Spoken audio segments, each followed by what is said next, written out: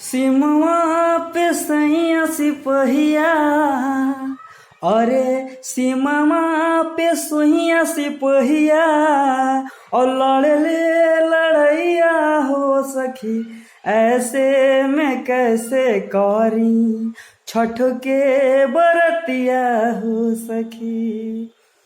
सीमवा पे सैया सिपहिया, लड़ेला लड़ैया हो सखी, ऐसे में कैसे कहरी छठ के बरतिया हो सखी।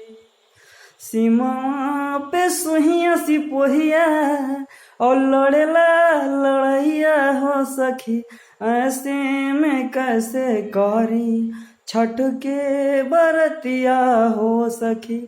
नाही गोला बारूद हो इता बम हो, दुश्मन पर बरसावेला,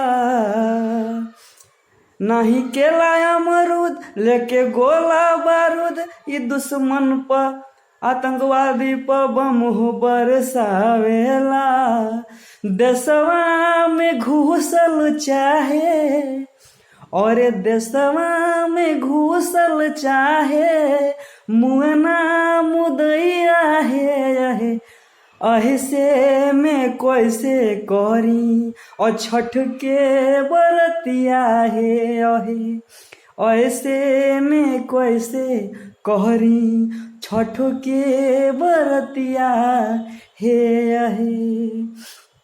ऐसे में कैसे कहरी छठ के बरतिया है। जय हिंद, वंदे मातरम। जहाँ पर भी इंडियन आर्मी के जवान मिले उनको ग्रैंड सैल्यूट दें और उनका मान सम्मान करें।